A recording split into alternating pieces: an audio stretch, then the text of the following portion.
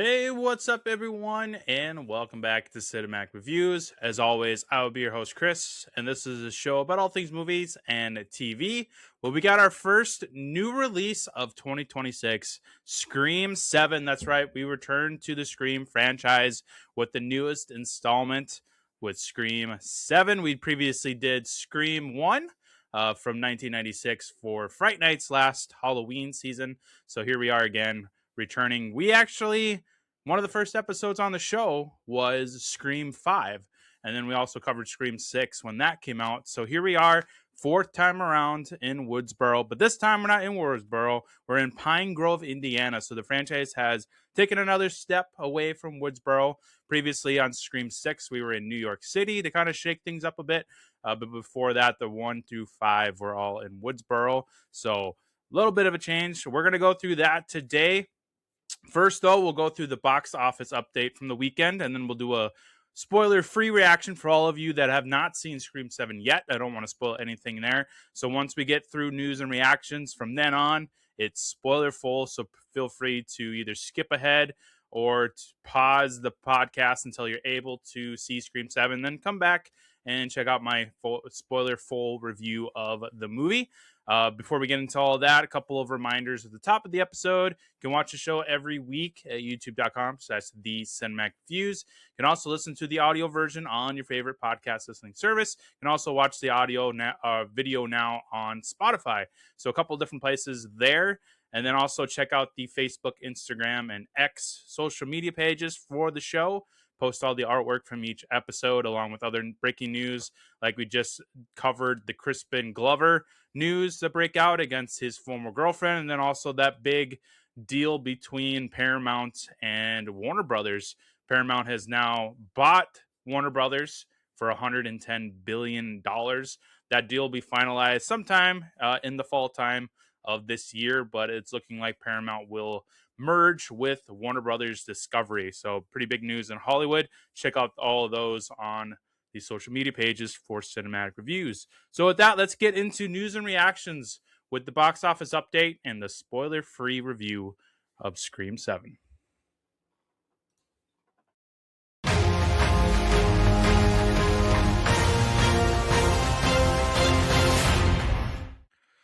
So the box office this past weekend was ruled by one movie and one movie only, and that is Scream 7, of course. It made $64 million domestically and about $92 million worldwide, but we'll focus on the domestic box office numbers for today. But I just wanted to bring up, since it is opening weekend for a big franchise, wanted to at least mention the worldwide number, and that is at 92 million. But solid numbers here for Scream 7. I believe, if I read this right, it is the biggest opening of the franchise in a 3-day span of the weekend. So kudos to Scream 7 on still making bank for Paramount. The next up, we have GOAT, one of the newest animated films of the year that brought in $12 million this past weekend. This has been out for a couple of weeks, so it's just kind of adding on to the film. I have not seen this one yet, but I do plan on seeing it once it hits streaming. Followed by Worthing Heights, starring Margot Robbie alongside Jacob Elordi. That made another $6.9 million over the weekend. This, too, just like GOAT, has been out for a little bit, so it's just adding on to that profit. I Can Only Imagine 2 comes in next at $3.4 million this past weekend. Of course, the sequel to I Can Only Imagine, which I finally saw the past, 2 days ago? Really great film. It's about the beginnings of the Christian music band Mercy Me, mostly following their lead singer Bart. But this sequel I have not seen yet, but I'm super excited to see it. Hopefully I get the chance to see that within the next week or so. But that one has made a decent racking of the profits this past weekend. And then lastly, we have the newest Glenn Powell film, How to Make a Killing. That came in at $1.5 million. This one's been out for a few weeks. I've been wanting to see this one in theaters, but I have a feeling I'm going to have to wait till streaming for this one. This one, of course, is about how he is trying to inherit his family's, billions of dollars by knocking off everybody else that's in front of him. So it's a pretty crazy Avenger that we see Glenn Powell in. But I've been a super fan of Glenn Powell most recently, so I've been trying to watch all of his films. I love The Running Man from last year, love him in Twisters, love him in Anybody But You. He's been fantastic, and he's just gonna keep adding to his, his roster of films that he is a part of. But this one I'll definitely be checking out. But like I said, I have a feeling I'm gonna have to wait till streaming for this one. But maybe I can catch it on like a $5 Tuesday at the local Marcos Theater. So that does it for the weekend box office update. I'll post this, of course, on social media so you can take a look at that more closely. Now we have the Scream 7 spoiler-free reaction. So of course, I'm not going to give away like the twist endings or any of the killers right now. That'll come in the full review here in a moment. But for you that have not seen the film yet, I liked it for the most part. It's got some really good kills in there. They really up the ante on the gore. A franchise like this, they have to kind of keep things interesting, keep the franchise entertaining. Of course, this franchise is kind of built on the kills and then, of course, the reveal of the killer at the end, which, to be honest, I didn't see the killers going in that direction. Was I a fan of it? No. I would have definitely wrote it differently, but of some of the reviews out there that I've been seeing, people have liked it a lot, that they kind of went a different route for this one. They kind of led up, the entire film was, placing certain avenues that they could go down. One in particular, they ended up not, committing to, and just kind of pivoting to a whole different direction, which I'm sure made sense in their mind. There's a lot of, what ifs with this movie because of the parting of Jenna Ortega and Melissa Barrero. For, supposedly them getting fired. It was more of they pissed off the wrong people, basically. This franchise really is hurting without those two characters, the Carpenter sisters, and this would have been a very different movie if they would have stayed on with the franchise. They were, of course, going down that Billy Loomis's daughter's route, where she's battling this urge, this rage of killing, as we see her, massacre Richie in Scream 5, and then, of course, take out the Bailey family in a most gruesome fashion possible at the end of Scream 6. So it would have been really awesome to see the Carpenter sisters return in Scream 7, but of course, the universe had other plans, so here we are with this version of Scream 7. Scream 8 has already been confirmed. It was confirmed even before the premiere of this movie, which tells us that this franchise is full steam ahead, and Paramount wants to keep pumping Scream movies out, which they should be. One of my favorite franchises of all time is Scream. I was able to watch all 7 films in preparation for today's show. And I love it every time. I watch the franchise probably at least once a year, usually around Halloween, but I was kind of saving it for Scream 7 because I wanted the full experience with the entire franchise with the new movie coming out. But at the end of the day, I still liked Scream 7. There's a lot of parts that I liked about it. We'll get into the nitty gritty here in a second, but if you are a fan of the franchise, definitely go see Scream 7. If you're just a horror fan or slasher fan in general, go and check out Scream 7, support the film, support the franchise, because it is a great movie to watch in a theater setting with a bunch of people around you who are also Scream fans. It's a great time. I was able to book an entire screen for a private showing. My work actually started up a movie club, and we got the idea of, why don't we see if we can rent an entire screen to ourselves for Scream 7, and Marcus Theater, shout out to them, were able to do it. So we were able to see this in a private setting in our local Marcos Theater Friday night, and we had a blast. Just, the 18, 16 of us in the theater, talking to each other, reacting with each other, not having to worry about strangers being pissed off at us for being loud. And shout outs to that Scary Movie 6 trailer, which was awesome. If you go to Scream 7, you're definitely going to probably have that attached to it. It seems to be a sequel from Scary Movie 1. It's got Ghostface in there. It's got other popular slasher figures like Megan and Leatherface and Jason. It's got a lot of great things coming for Scary Movie 6. But this is not a Scary Movie 6 trailer reaction. I just wanted to point that out, that there's some lot of really good Scream stuff coming out, and I'm super excited. Even though this version of Scream 7 is not what I would have wanted, um, I still liked it. It's still a great one. Popcorn rating is still going to be pretty high for this film, just because of the killings and the characters that we get introduced to. We get introduced to Sidney's daughter. We get to meet her husband Mark finally, and we get the return of Courtney Cox, of course, and some other characters that have we been attached to in the last few installments. So, like I said, if you're a fan of Scream, if you're a fan of slashers or horror in general, go ahead and check out Scream 7 today in your local theater and support this franchise for sure. It was a great time. So, with that, let's take a quick break and then we'll get into that spoiler full reaction to Scream 7. This episode is brought to you by Dubby Energy. Still drinking energy that quits before you do? Stop crashing, stop shaking, and start performing. Meet Dubby Energy, clean energy made for gamers, creators, and anyone who refuses to slow down. With zero sugar, no jitters, and no crash, Dubby keeps you locked in whether you're grinding ranked, streaming for hours, or pushing through those late nights. There's no crash, no fade, just gas. Drink different, perform better. Grab Dubby Energy and use code Cinematic10 to get 10% off your order today.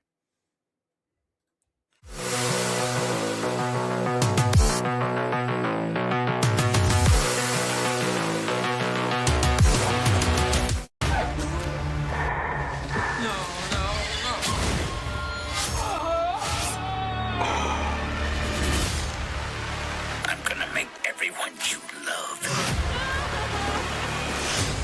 suffer, including your pretty daughter. Don't you fucking dare!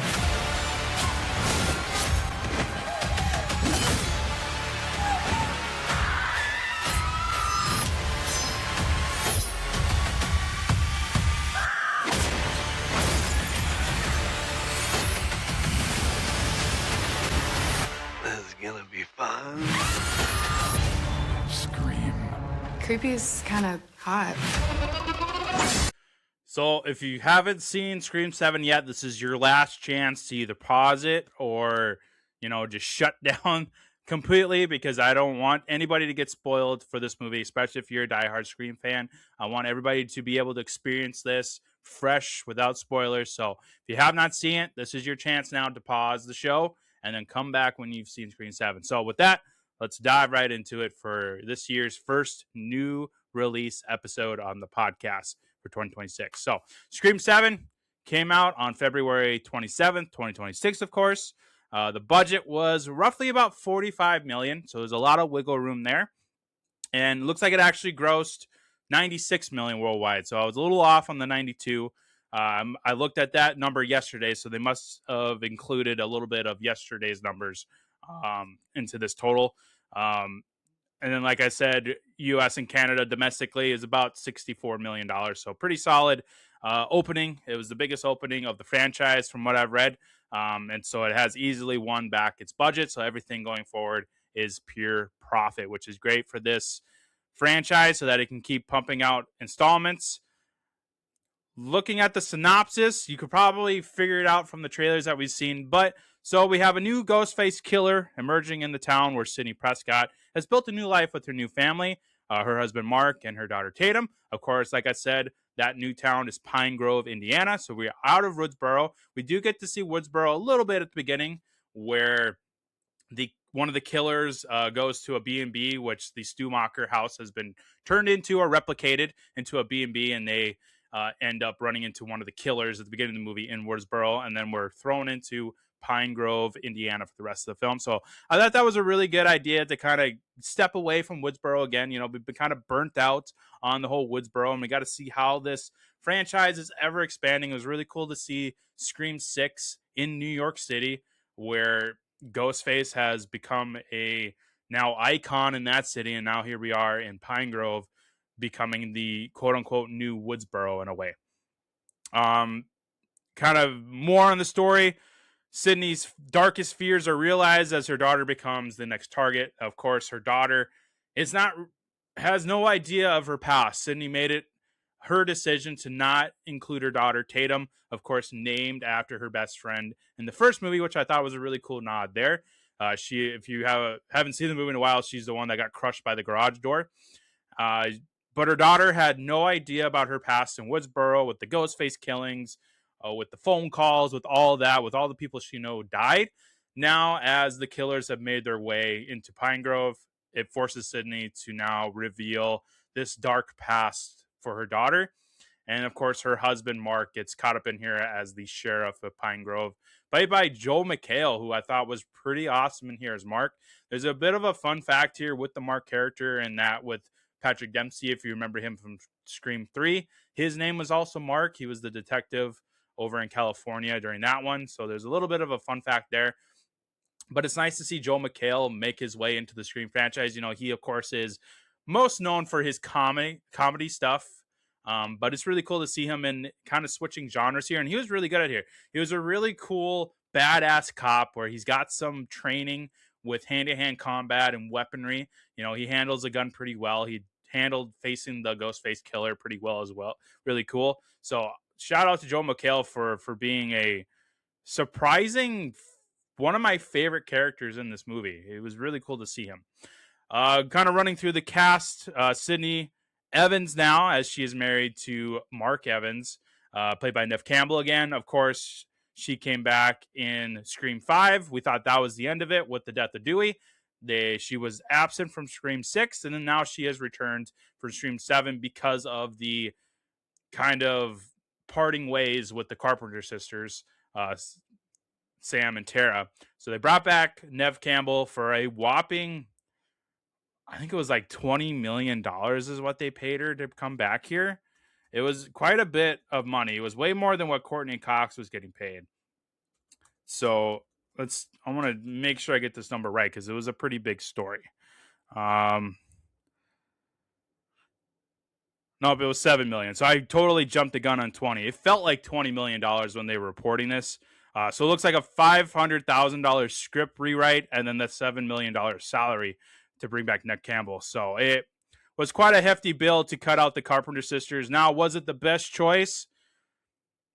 I guess that's up for debate right now. I'm on the side of I wish they would have had the Carpenter sisters return.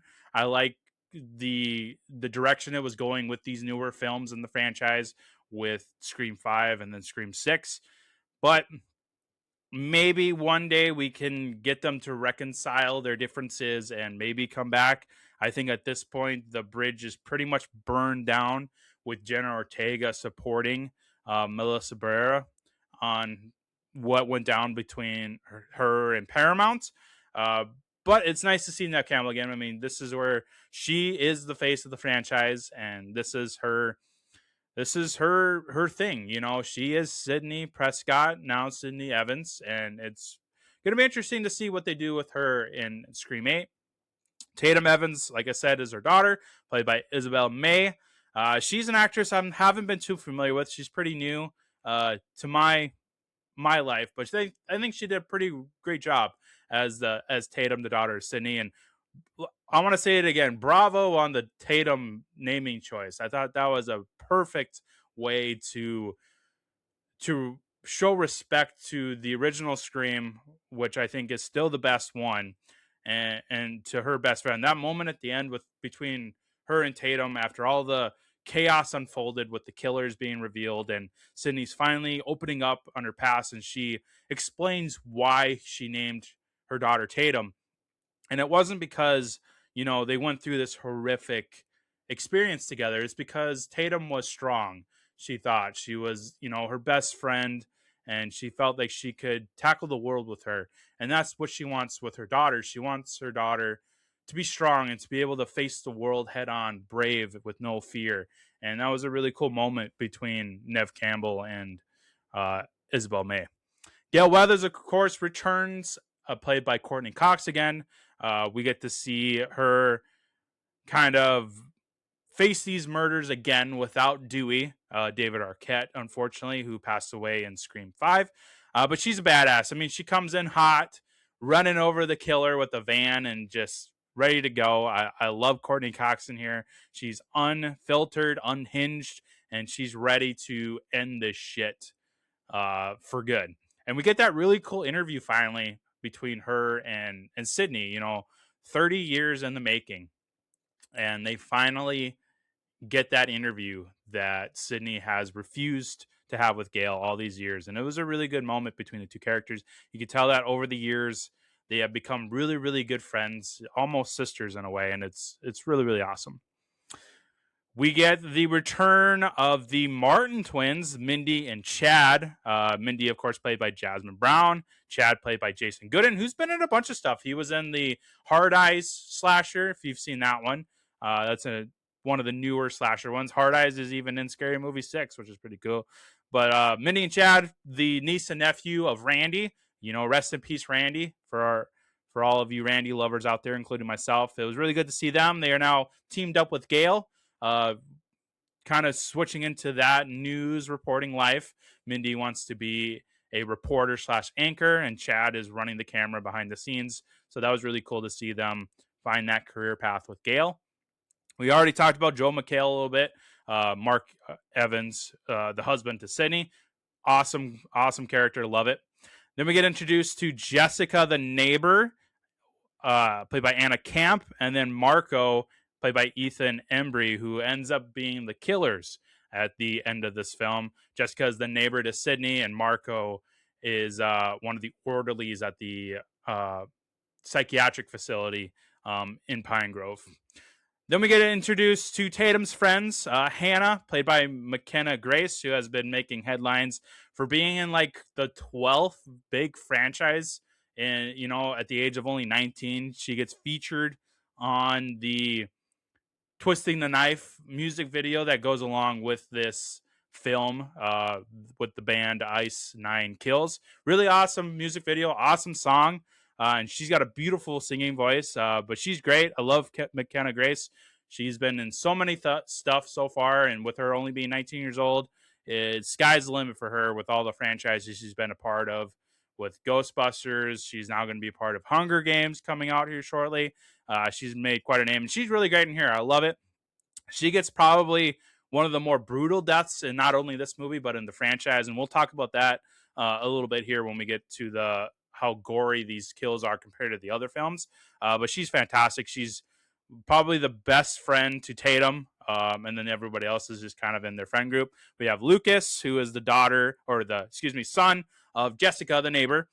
You have Ben, who is Tatum's boyfriend, and then you have Chloe, who is part of the friend group. She's kind of got the hots for Lucas a little bit. Her dad owns that bar that we see the big killing spree go down in the bar there. So that kind of rounds up the cast. Really good cast for the most part. I think the killers could have been a lot better. One name in particular that I'm going to spoil here. So again, if you stuck around for some reason, I don't want to spoil this, but Matthew Lillard does return as Stu Macher, but not in the way you think. So the biggest kind of aspect of this movie that I have a problem with is the AI. The killers use this AI program to make these video calls with Sidney with past people. The one that she talks to the most is Stu Macher, of course. We saw it in some of the trailers leading up to it. They've teased Stu being alive this entire time. And now with this AI program, the audience is under the impression that he is the killer. I think they should have probably kept that in there with him actually getting revealed to be alive all these years. But we'll get into that in the new segment that I'm going to introduce today for the episode. But with the AI stuff, we get to see Matthew Lillard once again play Stu, and he didn't miss a beat. It was the same as if he was in the first movie back in 1996. He went right back into that Stu character, and he did a fantastic job with it. We get other ones too, like Roman from from Scream 3 comes back, the half brother to Sidney. David Arquette comes back as Dewey. We get Billy Loomis's mom pops in there for a little bit. So it's like a cameo fest with at the end, the end scene there with all the AIs going around Sidney. We get a lot of the cameos in there for sure. The director of this one is Kevin Williamson, who is first time directing in the series, but he did write Scream 1, Scream 2, and Scream 4. So he's no stranger to the franchise, but he did take over as director for the first time in the franchise. And I think he did a pretty decent job. I think most of it comes down to the script and just the unfortunate circumstances around some of the characters, of course, from previous installments. So it was a kind of okay, we got to pivot real quick because things didn't work out with these couple of actors. So we got to rewrite them out or come up with a different idea. But I think he did as far as like directing, I think Kevin Williamson did a really good job. And I do hope that he comes back for Scream 8. I don't know if they've announced the director for Scream 8 yet, but I would hope that it would be him since he is been with the franchise for a while. Let's see if they have announced it yet.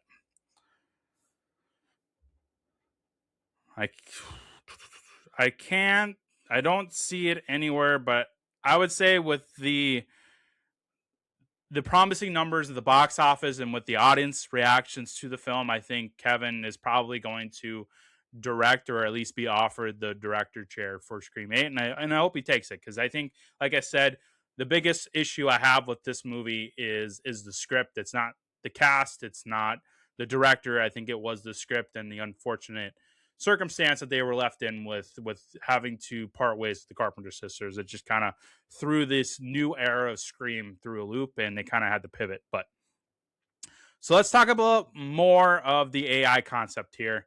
Like I said, Stu comes back, Mrs. Loomis, Billy's mom comes back, Roman from Scream 3, Dewey.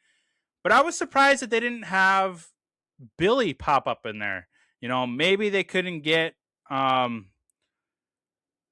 Skeet back, maybe with the parting ways of Melissa and Jenna Ortega probably persuaded him from not coming back.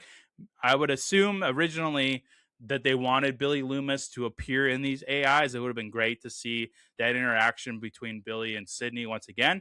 But that's my guess. I haven't really had time to dig into that more, but I would assume it has something to do with cutting the Carpenter sisters out. He probably didn't want to return if they weren't there since he is the father to Samantha. But I thought it was kind of strange that they didn't even get Billy in there. But it was really cool to see Stu. I love Matthew Lillard. I love the Stu character. It's one of my favorite roles of his, other than Shaggy, of course, and Scooby-Doo. But he is such a great Stu mocker, and just the AI concept itself was a neat idea. But I have some other ideas, and we'll get into that in the new segment, which I'm calling Back to the Storyboard, where we're actually going to rewrite Scream 7. So I'm going to throw out these ideas that I've had, over the weekend as I've digested Scream 7. I want to kind of rewrite parts of this movie to make it better in my eyes. So the AI for sure could have been done better. I like the concept. It makes sense because, AI is the biggest topic right now in not only Hollywood, but in the world. I use AI for some of the artwork in the podcast.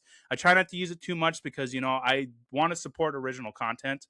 So, but, every now and then we need a little bit of help from AI, and it's really neat. It should be used as a tool, not a replacement, just a tool to help people get their creations out there and come alive. But for the movie itself, I think the AI could have been done a lot better and utilized in a different way that would have probably been a little bit more entertaining. And I'll dive into that here in a second. What I want to do first before we get to the storyboard is I'm going to talk about those kills. The kills got pretty gory. One in particular, the one where Hannah gets gutted on the theater stage, was pretty gruesome. I think that's one of the more gruesome ones since probably Dewey. She, of course, is on these kind of acrobatic strings where she's able to bounce up and down and swing across the stage. Well, she gets caught up in there because the guy operating it behind stage gets killed by the killer. So then we get that really horrific scene and intense moment where she's swinging back and forth, and Ghostface is just slicing her up one by one. And then eventually the killer guts her, from the stomach all the way up to the chest, and it just pours out of there on the stage. And it was pretty gruesome seeing McKenna Grace get just totally gutted on the theater there. Another one was Lucas's death in the bar, where Ghostface grabs him by the head and shoves the draft beer spout into the back of his head, and his mouth is open. So you see beer come out first and then followed by blood. It was a gruesome one and a terrible way to die by the beer dispenser. It was pretty gnarly because you get to see and hear his skull get penetrated by the beer dispenser. It's pretty crazy. And then Joel McHale he survives miraculously, but he has quite a brutal beating where he gets stabbed. I tried to count, but it felt like 20 times where he gets stabbed in that garage. And in an intense moment where he's going through, they're doing construction in there. So you have the plastic drapes hanging down, and he's maneuvering around here. Ghostface pops up and just starts stabbing him in the chest and the arms like 20 plus times. And he's just left bleeding all over the place. And he miraculously is still breathing when they drag his body out at the end to present to Sidney. And he ends up surviving this apparently. But that was a brutal beatdown by Ghostface for Joel McHale. But I mean, if I'm going to star in a Ghostface movie, I want to get stabbed. I want to get gutted. Like, I want to make it entertaining and gruesome. So that's me personally. I don't know about you guys. If my character was to get killed off in a Scream movie, give me the gnarliest, bloodiest, goriest death ever. I want to be remembered for sure. So I would definitely pick one of these three to be a victim of it if I was to be cast in a Scream movie for sure. So let's get to that. Back to the storyboard, this new segment on the show where we rewrite Scream 7. So the killers, we're going to start right there. That's one of the biggest entertaining things about a Scream franchise is figuring out who the killer is at the end. You know, we've had Billy Loomis and Stu. We had the Bailey family at the end of 6. We had Richie and Amber at 5. We had the great twist reveal of Emma Roberts' character and Charlie. You know, it was just, this franchise is built on the kills and on figuring out who the killer is and having that big reveal at the end of who the two killers were.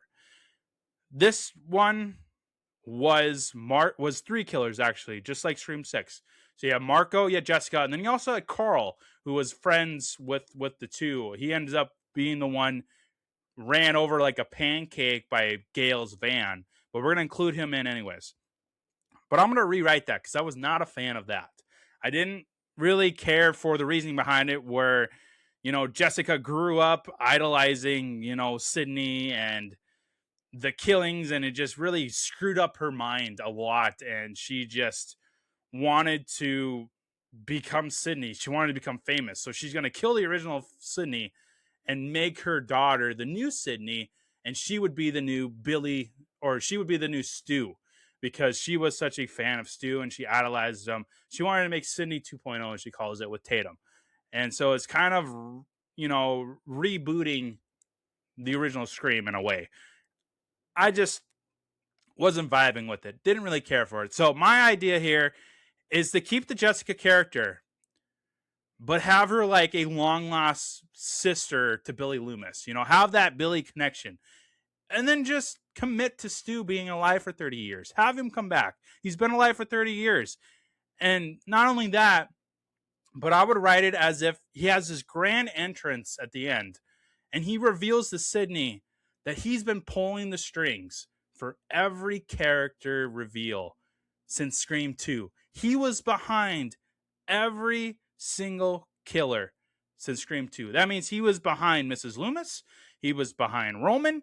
He was behind Charlie. He was behind Richie and Amber. And then, of course, he was behind the Baileys because he was the one that was pulling the strings behind him because he wanted revenge from Sidney for smashing his face in with the TV. That's how I would write it. And the way I would write it too, I would add in this cool flashbacks where when he reveals, like, it was me, Sidney, it's been me the whole time. We get the flashbacks of all the killers from Scream 6 back to Scream 2.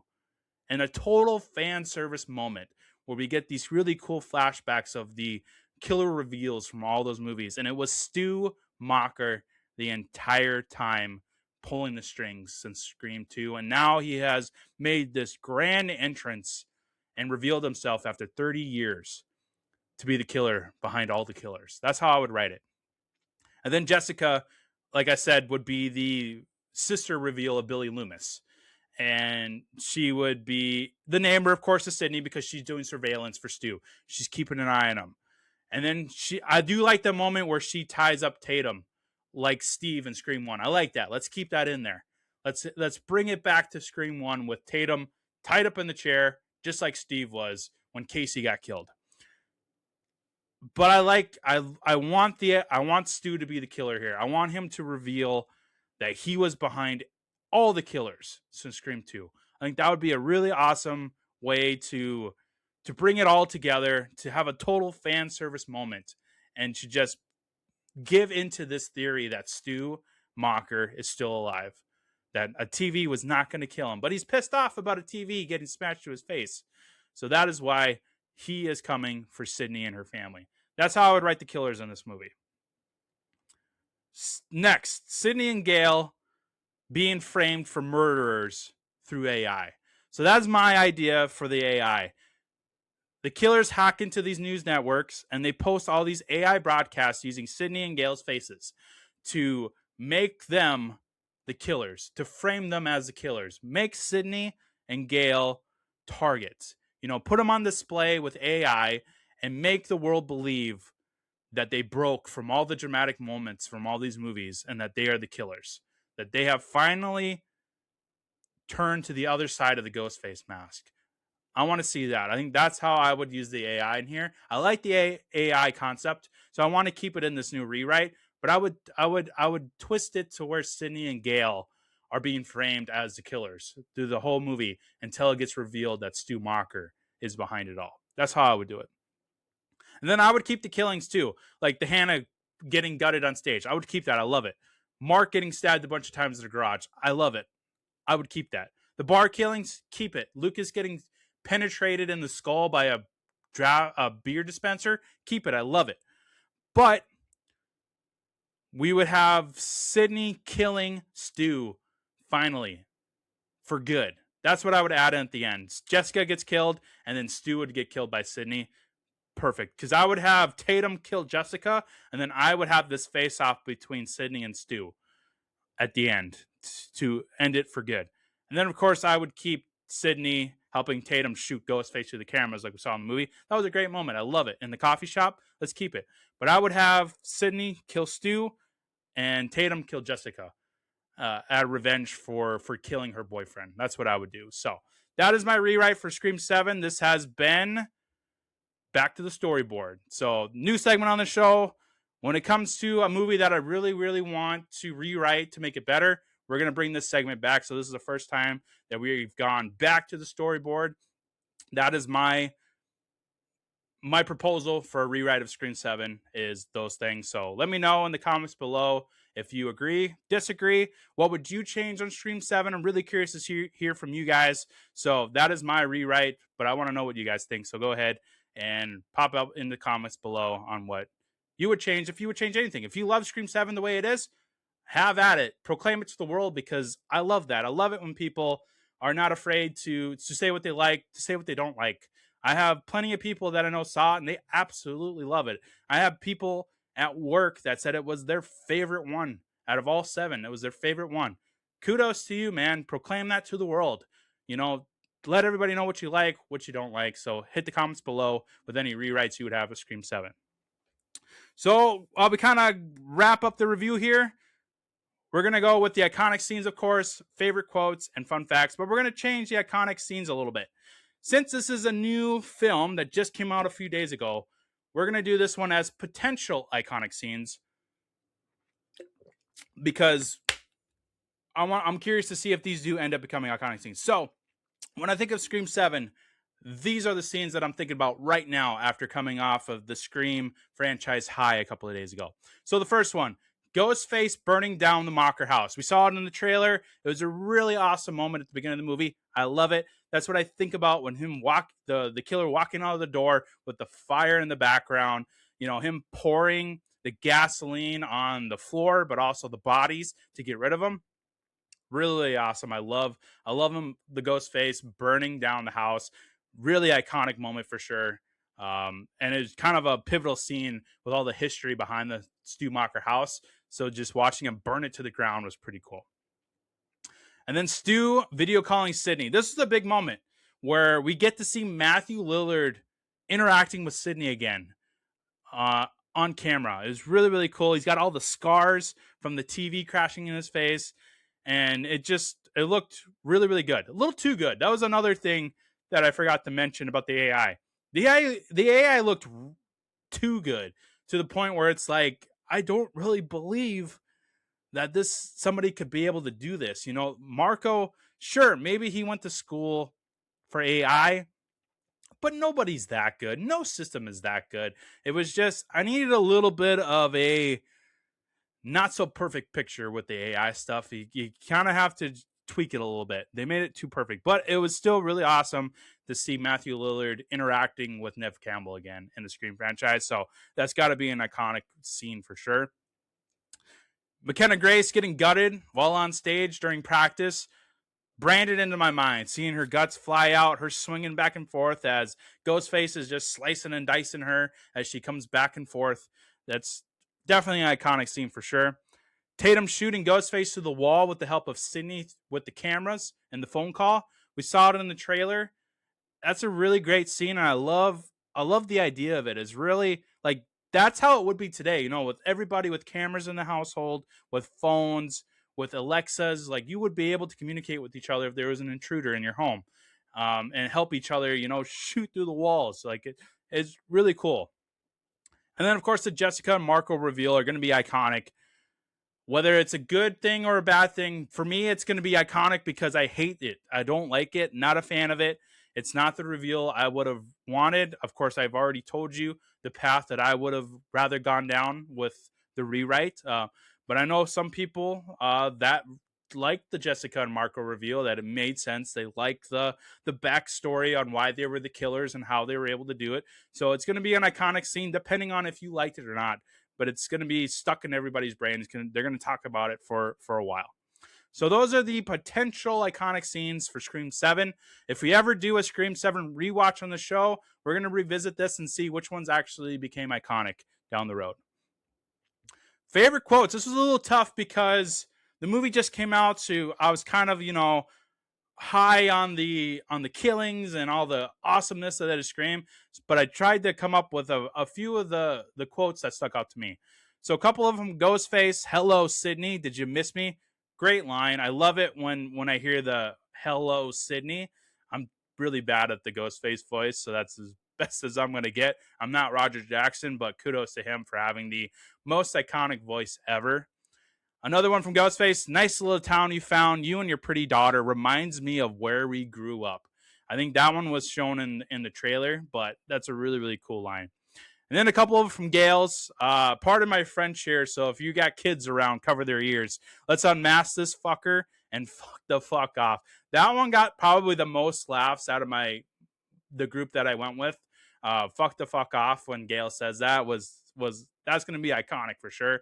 I think that's the hardest the theater laughed for sure. And then this one from Stu. This is going to be fun in that Matthew Lillard voice. I love it for sure. So since this movie has just came out a couple days ago, it was kind of tough finding some fun facts, but I did find a couple. So both Scream 5 and Scream 6 mention Sidney Prescott as a husband named Mark, who was widely presumed to be Detective Mark Kincaid, played by Patrick Dempsey back in Scream 3. Scream and Scream 6 directors also confirmed this was their intention in interviews. Dempsey stated in a Today interview he was in discussions to return for the 7th film and was waiting for the script. But in January 2025, it was announced that Sidney's husband would be a new character, Mark Evans, played by Joel McHale. Dempsey told Variety that scheduling conflicts in the California wildfires near his Malibu home prevented him from returning. That's a huge bummer, because that would have been really great to pull another character from Scream 3 to have Patrick Dempsey back as Detective Mark Kincaid in this Pine Grove, Indiana town where he's the sheriff. He probably, stepped away from being a detective and just was the sheriff. But life in the universe had other options. So we had Joel McHale, but Joel McHale was great. I love how he played the Mark Evans character, and I hope to see him again in Scream 8 since he survived those attacks. But it is kind of a bummer that Patrick Dempsey didn't get to come back as Mark Kincaid. And then the next fun fact here, according to Skeet, who played Billy Loomis in the original film, the idea was for Sam Carpenter, the protagonist of the previous two movies, to finally embrace her inner darkness in the finale of this trilogy. This didn't materialize, of course, when Spyglass Entertainment let her go from the production over a supposed comments that she made in interviews and social media. So, but that was the idea, was for this 5, 6, and 7 to be this little trilogy about Sam Carpenter giving into her inner darkness as the daughter of Billy Loomis. That would have been really cool to see. I wish they would have done that. Maybe we can revisit this if she ends up returning for like Scream 8 or Scream 9, and we can kind of cap off the Samantha Carpenter trilogy in a way on what she is. So that kind of wraps up the review for today. Of course, like I said, there are some issues that I have with this movie, but I did like it overall. It's a Scream movie. I love the Scream franchise still, so I'm going to give it a decent rating on the popcorn rating here in a second, but the AI could have been done better. I think the killers were a huge miss for me. They should have just committed to Stu being alive the past 30 years. It led up, the entire movie led up to it. The trailers led up to it. You know, fan theories since the first movie have led up to him being alive this entire time. And I think they should have just committed to it and gone that way. But this is the version we got. Maybe after a couple of rewatches, I will appreciate it a little bit more. Maybe I'll find some more positives out of it. But I did like the killings. I think, you know, going more gory, more gruesome with the killings is what this franchise needs to do to keep things entertaining, to kind of keep it separated from some of the other slashers going around. And then, of course, you know, keep up with the awesome characters that they've been bringing on, bringing back some old original cast, casting new ones. It's awesome. I love the characters in this franchise. So yeah, let's wrap things up like we always do with the rankings. We'll go through the Scream franchise ranking. We're going to rank the Scream killers, and then we'll end with that popcorn rating.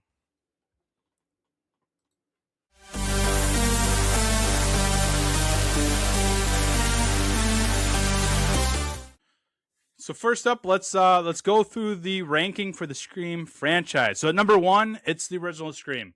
I absolutely love it. I think it's the best one of the franchise. It's so good even today after rewatching it for today's show. It is the best one by far. So Scream is at number 1. Scream 4 comes in at number 2. This was a surprise one for me back when this came out in 2011. I know a lot of people were excited, especially for me, for a new Scream. We haven't had one since Scream 3 came out in 2000, but that one kind of left a little bit of a bad taste in a lot of people's mouths. But, you know, a decade plus later, Scream 4, it's awesome. I absolutely love it. I love the killer reveal. I love the killing. I love the cast. I love the story. It was really, really good to have the cast back. You know, you get Dewey back. You get Courtney Cox back. You get Neve Campbell back. And it's just really, I mean, you get introduced to Hayden Panettiere's Kirby character who comes back in Scream 6 and she becomes a fan favorite. Terrific. You know, you get Jill played by Emma Roberts, who ends up being the killer alongside Charlie. It's great. It was a great killer reveal. It's just really awesome all the way around.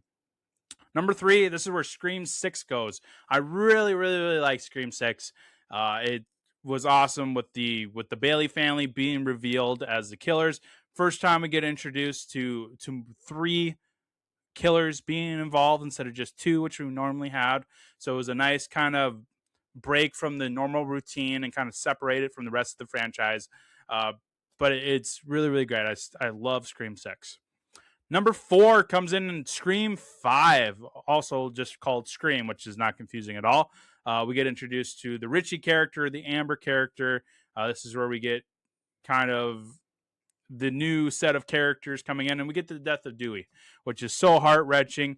I still have a hard time believing Amber was the one that killed Dewey. I was just talking about this with one of my coworkers today, where it's really unbelievable that Amber was the one to be able to kill Dewey, but it is what it is. But I love Scream 5. That comes in at number 4.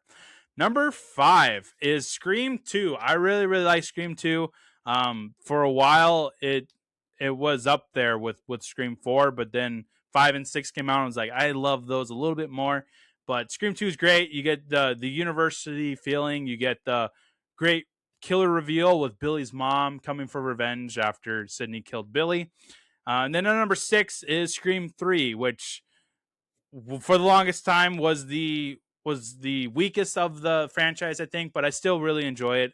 I like the half brother reveal with Roman. It's the one where we only get one killer through this whole thing, so that was again kind of separating it from the usual of the franchise. And then number 7, this is where Scream 7 goes.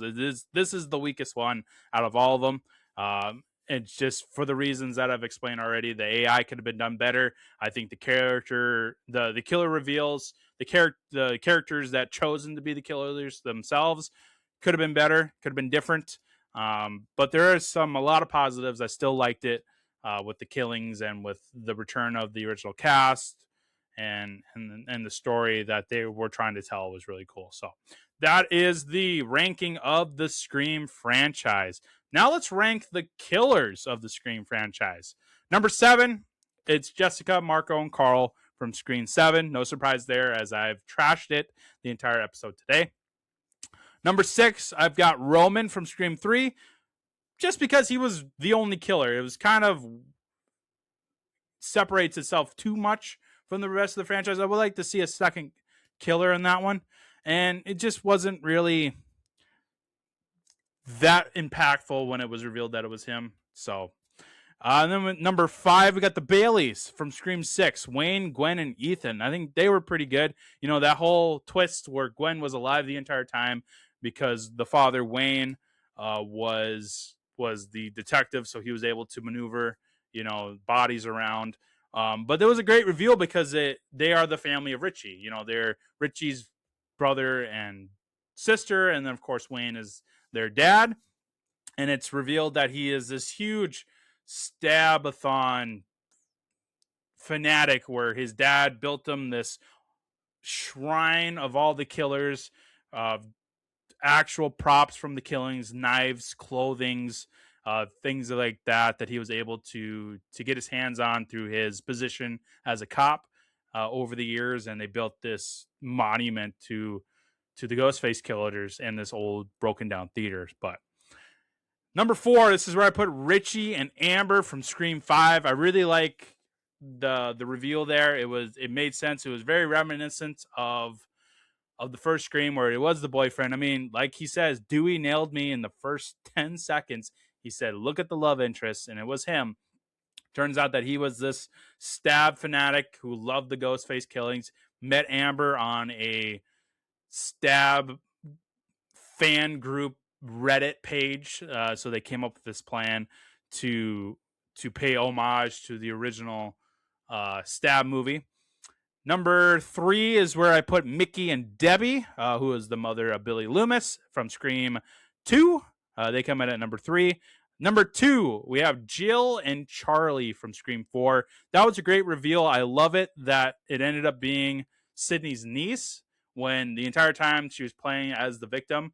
And then Charlie was kind of just this dorky guy that was kind of into Kirby, but it actually is the boyfriend to Jill when it gets revealed that they had been the killers the whole time. So I really like that. And then number 1, it's got to be Billy and Stu. They are the OG killers of Scream. It was mind-blowing to see them as the killers when I first watched the movie. And it's still mind-blowing on how well they did it to this day. So number 1, best killers in the Scream franchise are, of course, the OG Billy and Stu. And then last, but certainly not least, we've got the popcorn rating. And I'm giving this 3 popcorn buckets. I went back and forth on this one, but I'm going to stick to my guns here. I'm going to give it 3 popcorn buckets. Because of the killings are really good. I like the characters. I love the returning characters, especially Chad and Mindy coming back, joining up with Gail on the reporting side. Again, I think the AI was a good concept, but I would have tweaked it a little bit, made it more entertaining. I would have changed the killers to Stu and Jessica. But at the end of the day, I liked it. I still liked it. It's a Scream movie. I love this franchise, one of my favorite franchises of all time. So I'm giving it 3 popcorn buckets. So that'll do it for our Scream 7 review here on the show. Looking ahead, we're going to cover Thor Ragnarok on Friday for Marvel Friday in our next chapter as we go through the MCU in preparation for Avengers Doomsday. And then next week, we're going to dive into our new event, Movie Presidents, where we'll start off with White House Down. Then we'll jump into Olympus Has Fallen, and then we'll wrap it up with Air Force One. It's going to be an awesome event. I'm super excited to talk about some movie presidents. And then we'll get into another event later on. And then, of course, we'll have Marvel Friday all the way up until December 18th, including the new Daredevil season and the Spider-Man Brand New Day film, which will come out in July. So we'll do what we did with Wonder Man. We'll right around the time that comes out, we'll kind of jump out of order and cover those in our Marvel Friday. So be on the lookout for that. A lot of great content coming for the show this year. More new releases, like we've got Michael coming up. We've got the Super Mario Brothers Galaxy movie coming up. We got Mandalorian Grogu coming up. We got a Toy Story Shrek 5 versus episode that we're going to do, since as of right now, they're going to be released on the same weekend in June. And a bunch of other ones like Avengers Doomsday and Dune Part 3, which is being labeled Doomsday, which is we got another Barbenheimer on our hands, so it's going to be really, really exciting. A fantastic 2026 coming for you on Cinematic Reviews. Again, check out every episode on the show. Check it out at youtube.com/The Cinematic Reviews, and then check out the audio-only episodes back when the podcast first started on your favorite podcast listening service. Check out the other podcasts from Quantum Podcasts. We got the End Zone Report if you're a football nut. We're going to start ramping things up here for the draft day. And then we'll do some mock drafts in the summer on the show for you fantasy lovers. And then also check out the Quantum Flash gaming channel on Twitch and YouTube. I'll be streaming Marvel Rivals and Battlefield 6 this weekend. We'll also be starting the Spider-Man games in the month of March in preparation for the Wolverine game, which is set to release on September 15th. So a lot of stuff coming from Quantum Podcasts. Have a great week, everybody. We'll see you on Friday for Thor Ragnarok.